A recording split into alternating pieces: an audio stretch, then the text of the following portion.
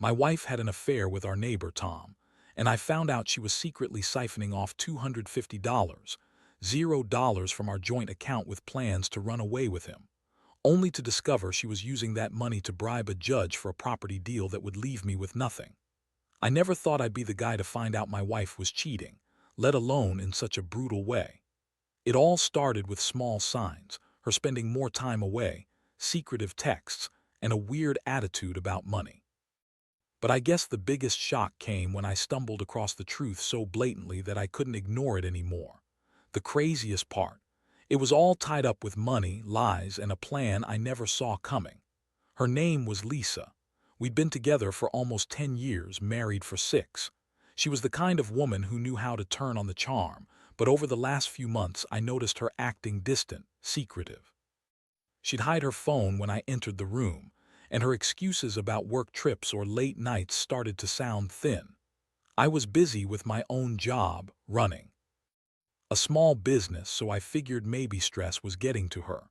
Still, I felt like I was losing her little by little. Then came the first real sign something was off: the bank statements. I started checking our joint account after noticing some odd charges. Nothing huge at first, little things, dinners out, a few online shopping sprees. But then I saw a transfer of $50, $0 that I didn't recognize. I asked Lisa about it one night and she brushed it off as a bonus from her boss. That seemed suspicious, but I let it go. I figured maybe she was just being secretive about a new job opportunity or some side project. A week later, I noticed her phone buzzing constantly, even when she was in the shower. I finally took a peek, something I rarely did, only to find a string of texts with Tom, our neighbor. Tom was a decent guy, but he had a reputation: handsome, charming, a little cocky. I'd always thought Lisa and Tom were just friendly neighbors, nothing more. But these texts told a different story. They were flirty, suggestive, even downright explicit at times. She was talking about meeting him late at night, saying she couldn't wait to see him again. My stomach sank. I decided to dig deeper. I installed a tracking app on her phone, and what I found was worse than I expected. Lisa was sneaking out late at night, meeting Tom. The texts became more frequent, more intimate. She was lying about her whereabouts, and I could see her planning something she didn't want me to know. I felt a mixture of betrayal, anger, and heartbreak. How could she do this to me, to us? One day I followed her. I didn't want to confront her blindly, so I watched from a distance as she slipped into Tom's house after dark. I saw her kiss him, heard her laugh at something he said. That was the moment I knew I had to face her. I had enough evidence now. I waited until the next morning to confront her, heart pounding and mind racing.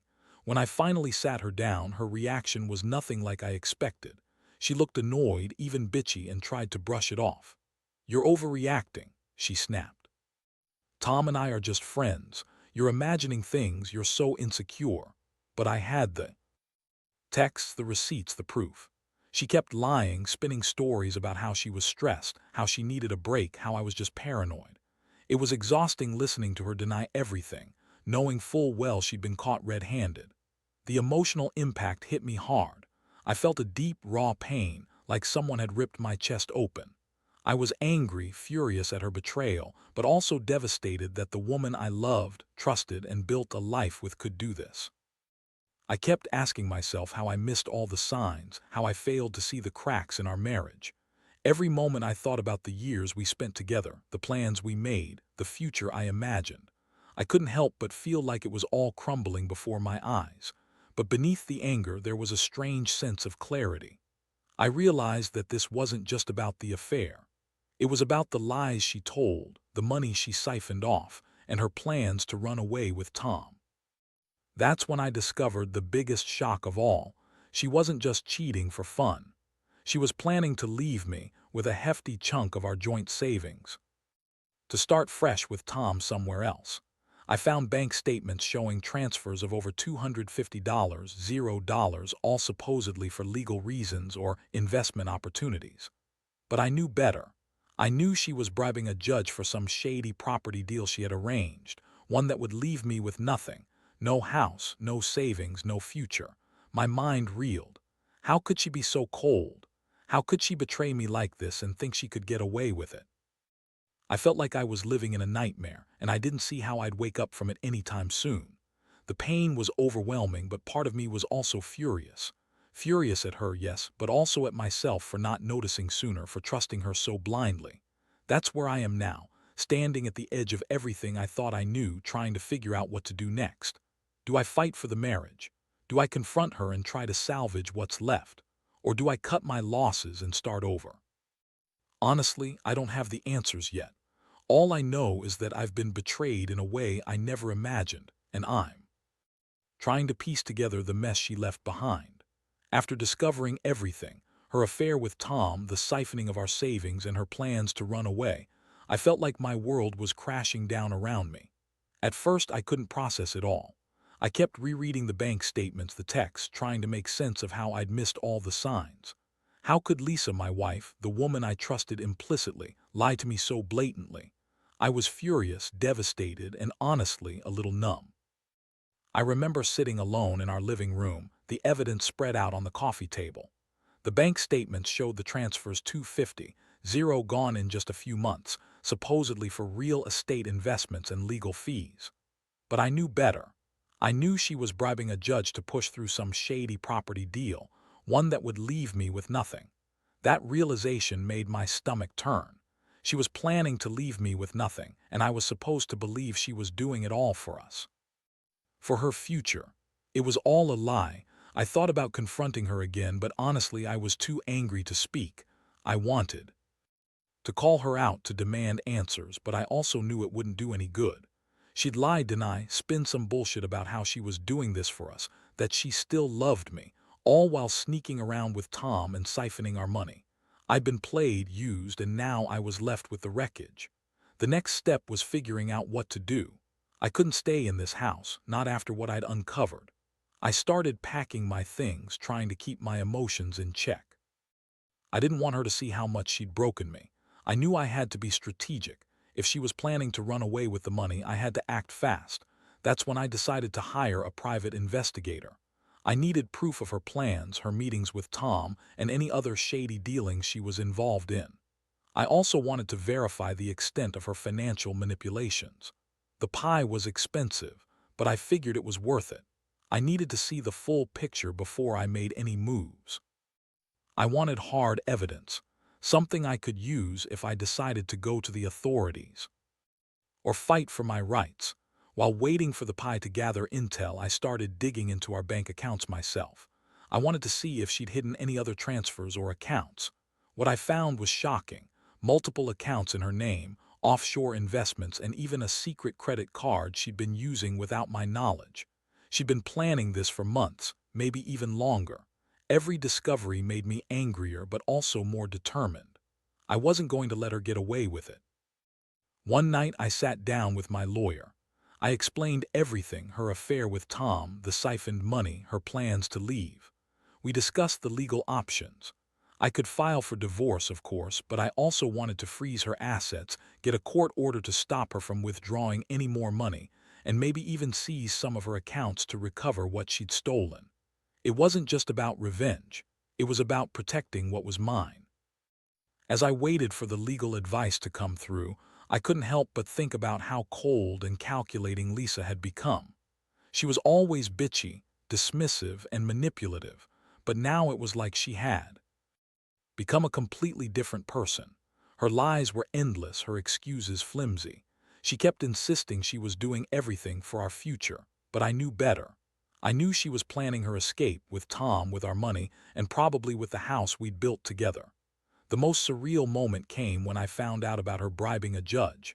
She'd been funneling money into some offshore accounts, paying off officials, and scheming behind my back. I felt betrayed on every level. I trusted her with everything: our home, our savings, my heart.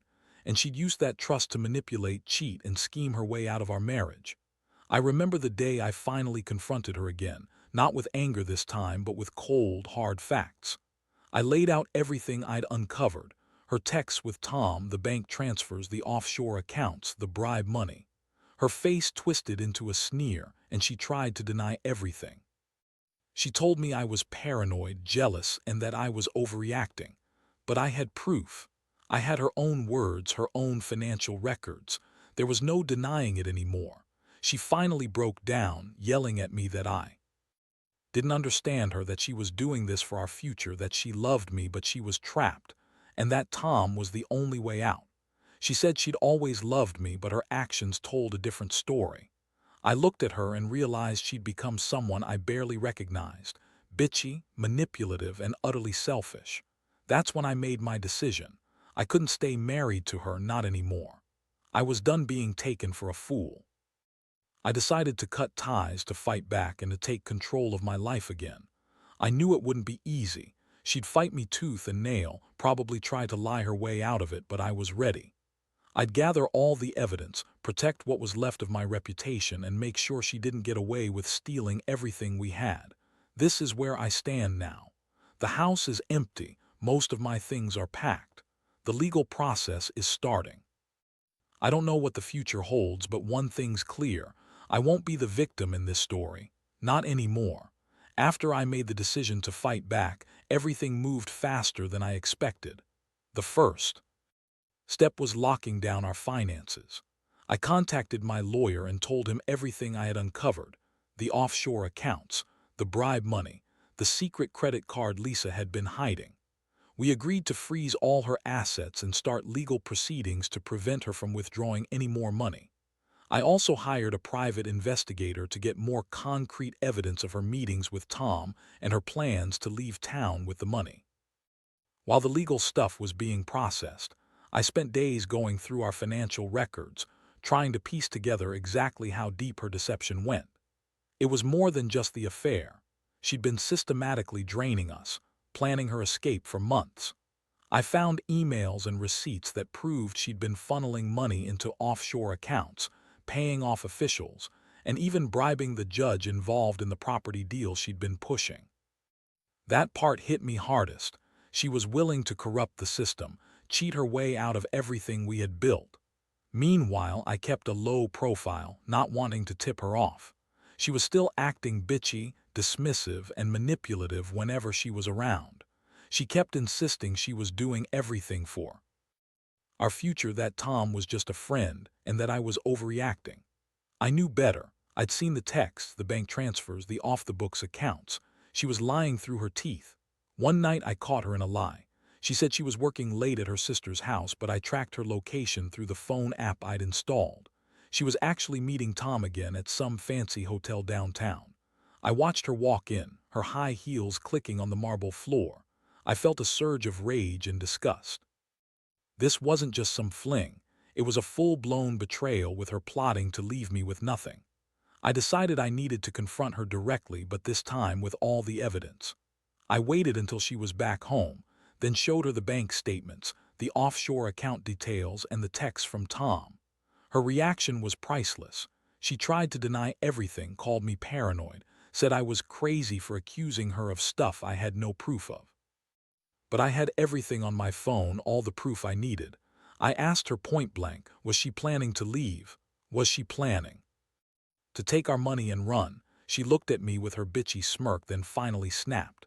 You don't understand, okay? I've been under so much stress. Tom's the only one who's been there for me. You're just jealous, you're insecure. That was her go-to line: blame me, dismiss everything, act like I was the problem. But I knew the truth. She'd been lying to my face for months. I felt a deep, burning anger. How dare she spin this story? How dare she accuse me of being jealous when I just uncovered her entire scheme? I told her she was a liar and a cheat, and that I was done. Done with her lies, her manipulations, her betrayal. I told her she'd better pack her bags and leave because I wasn't going to be part of her plan anymore. The next day, I went to the lawyer's office and filed for divorce. I also asked him to get a court order to freeze her accounts entirely and to seize any assets she tried to move. I wanted her to understand that I wasn't going to let her steal from me and walk away. I wanted to make sure she paid the price for all her lies and treachery. While all this was happening, I kept my distance from Lisa. She was still trying to act like everything was fine, but I could see the cracks in her facade. She was panicked, trying to spin stories, maybe thinking she could talk her way out of it, but I wasn't buying it anymore. I had the proof, and I was ready to fight for what was rightfully mine. I also made arrangements to have our house appraised and to get a clear picture of what she was trying to do with the property. I suspected she was trying to bribe the judge to push through some shady deal that would leave me with nothing. No house, no savings, no future. I knew this wasn't just about infidelity anymore.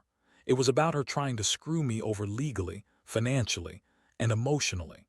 All the while, I was trying to keep my emotions in check. I was angry, yes, but I also felt a strange sense of clarity. I realized I had been so blind for so long, trusting her blindly. Now I saw her for what she really was, a manipulative, selfish woman who was willing to ruin everything for her own gain. That realization hurt, but it also gave me a strange sense of strength. I kept reminding myself that I deserved better. I deserved honesty, respect, and someone who wouldn't betray me for a man like Tom or for money. I knew the road ahead wouldn't be easy. The legal battles, the emotional toll, it all added up. But I was determined to see it through. I wasn't going to let her walk all over me or leave me with nothing. Not this time. So here I am, waiting for the court proceedings to catch up, trying to stay calm while I prepare for the inevitable fallout.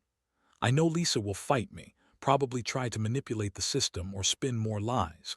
But I have enough evidence now. I've learned a hard lesson about trust, betrayal, and greed. And I'm ready to start rebuilding my life, without her, without the lies, and without her using me as a pawn in her sick game. The legal process moved quickly once I had all the evidence laid out.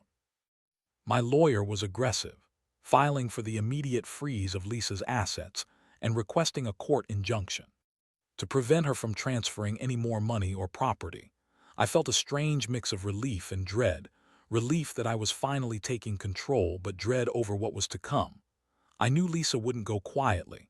She was stubborn, manipulative, and used to getting her way. In the meantime, I kept digging. I hired a forensic accountant to trace her offshore accounts to understand exactly how much she'd stolen and where it might be hidden. The accountant confirmed my fears. She had stashed away millions in various accounts, some in her name, others in shell companies. She'd been planning this for a long time, obviously, and her plans to bribe the judge weren't just idle threats, they were real, and she had already started paying off officials to push her agenda. One night I caught her red-handed again.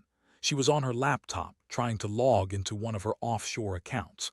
I confronted her then and there.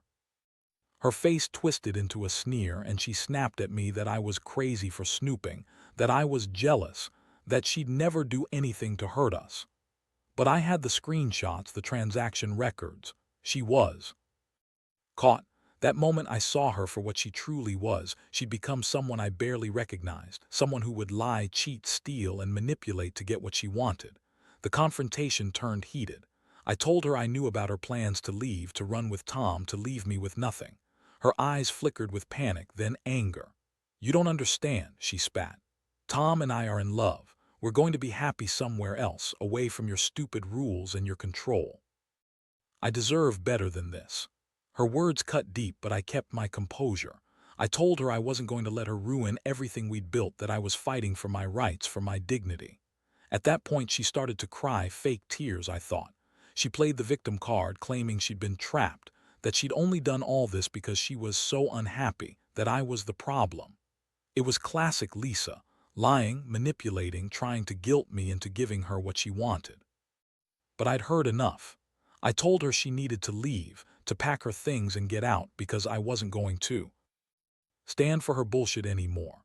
The next few days were chaos. She tried to spin her story to friends and family, claiming I was abusive, jealous, or paranoid. She even went so far as to call the police, claiming I was threatening her, completely false, of course. I had no intention of escalating things, but I wanted her to understand that I was serious. I had all the evidence, and I was prepared to fight for my share of the assets and protect what was left of our marriage, if that was even possible anymore. Meanwhile, the court hearings were set. I was nervous but determined. I knew Lisa would do everything to manipulate the system, to hide her assets, or to lie her way out of trouble. That's why I hired a private investigator to keep an eye on her, to gather intel if she tried to move anything out of reach. I also prepared a detailed timeline and all the evidence I had: texts, bank statements, offshore account info, witness statements from friends who knew about her affair and her shady dealings. The day of the hearing arrived. I sat across from her in the courtroom, feeling a mix of anger and relief. She looked defiant, like she thought she could outsmart everyone. Her lawyer was doing his best to spin her story, claiming she was under duress, misled, and that her actions were driven by emotional distress. But I had the concrete proof of her financial schemes, her affair, and her plans to leave. When the judge asked her directly about the offshore accounts and the bribe money, she hesitated, just for a moment. Then she tried to deny everything, claiming she had no idea how the money got there. I presented my evidence: screenshots, bank records, witness testimonies, and her face went pale. The judge was not fooled. She ordered a forensic audit of her accounts, froze her assets, and issued a restraining order to prevent her from transferring any more money. That moment felt like a victory, but I knew it wasn't over. Lisa was furious. She yelled, called me all sorts of names, and stormed out of the courtroom. I sat there, exhausted but relieved that I'd finally taken control of the situation. I felt like I'd won a battle, but the war was still ongoing. In the aftermath, I started to piece my life back together. I contacted a financial advisor to help me protect what was left, and I began the process of rebuilding my trust in myself. I also realized I needed to be more cautious about who I trusted, about the signs I ignored. Lisa was a master manipulator, a bitchy, lying, selfish woman who'd been planning her escape for months, maybe years. I think the hardest part was the emotional toll. When you find out someone you loved so much has been lying, cheating, and stealing from you, it's devastating. I felt betrayed, angry, and incredibly hurt, but I also knew that I couldn't let her destroy me. I had to stay strong, stay focused, and get through this mess. I've learned that sometimes the best revenge is simply walking away with your dignity intact and making sure they don't get away with it. Now I'm just trying to figure out what's next. Do I fight for the house? Do I try to get some of the stolen money back? Or do I just cut my losses and start over? Honestly, I don't have all the answers yet. All I know is I won't let her win. Not this time. The legal aftermath left me feeling like I was finally starting to breathe again, but the emotional scars ran deep. The court's orders froze her assets, and the forensic audit confirmed what I already knew. Lisa had been lying and stealing for months, maybe longer. Still, the fight wasn't over. She was furious, and I knew she'd try to manipulate her way out of this. Her bitchy attitude hadn't softened. If anything, she became more aggressive and manipulative, trying to spin the story her way. While waiting for the final court decisions, I focused on securing what was left of my own finances. I hired a financial advisor to help me protect my assets and plan my next move. I also started consulting with a divorce attorney to understand my rights and options. I knew that Lisa's plans to bribe a judge and buy her way out of this mess meant she'd do everything possible to hide or transfer her money before the courts could seize it. I had to be proactive. One day, I received an anonymous tip from someone close to Lisa, an acquaintance who knew about her offshore accounts and her shady dealings. It was enough to push me to hire a private investigator again, just to keep tabs on her movements. I wasn't going to let her slip away with the money or disappear without a trace. I had to stay one step ahead. Meanwhile, Lisa's attitude grew even more bitter. She started throwing around accusations, claiming I was trying to ruin her, that I was a jealous, controlling husband. She called me paranoid and possessive, trying to turn everyone against me. She was desperately spinning her web of lies, but I refused to buy into her game. I had the evidence, and I knew her true nature. The most shocking moment came when I found out she'd been secretly meeting with the judge she'd been bribing. I had a source who confirmed she'd paid him off, an enormous sum, enough to buy influence. That realization made me realize how deep her corruption went. She wasn't just cheating on me. She was trying to manipulate the entire legal system to walk away with everything. I knew I had to act fast. I filed a motion to have the judge recused from her case, citing the bribery evidence. It was a long shot, but I had to try. The court agreed to an emergency hearing, and the judge was temporarily removed from the case pending an investigation. It was a small victory, but I knew this was just the beginning of a much larger battle. Throughout all this, I couldn't help but feel a mixture of anger and sadness. I'd loved Lisa once, trusted her with everything. Now I saw her as someone who would betray me, manipulate the system, and lie to everyone she knew. Her bitchy attitude, her lies, her greed, they all painted a picture of someone who cared about only herself. The pain of realizing I'd been played so thoroughly was almost unbearable, but I also learned something important: how to stand up for myself. I refused to let her ruin me or get away with her schemes. I started documenting everything, building my case, and preparing for the final showdown. I wasn't going to let her walk away with my life savings, our house, or my dignity. I was determined to fight until the very end. I also took some time to reflect. I realized I'd ignored the warning signs for too long: her secretive behavior, her manipulations, her lies about money. I'd been blind, trusting her blindly. That's a mistake I won't make again. Moving forward, I'd be more cautious, more aware. I'd learned that sometimes the people closest to you can betray you the most. Now I'm just waiting for the final court ruling. Lisa is still trying to spin her story, trying to manipulate the people around her, but I've got enough evidence to prove her wrong. I know she's planning to do everything she can to escape accountability, but I'm ready. I've learned how deep her deception runs, and I won't let her get away with it. Not anymore. The pain is still there, but so is a newfound sense of strength. I'm going to rebuild my life, and I'm going to do it without her. This whole ordeal has taught me a lot about trust, betrayal, and the importance of watching out for yourself. If there's one thing I want anyone reading this to take away, it's this: never ignore the signs. Trust your instincts, keep your eyes open, and don't be afraid to fight for what's yours, even if it means tearing down someone you once loved. The final court date arrived sooner than I expected, and honestly, I was a mix of exhausted, relieved, and angry. All the evidence I'd gathered, the bank statements, offshore account details, texts, witness testimonies, was laid out clearly.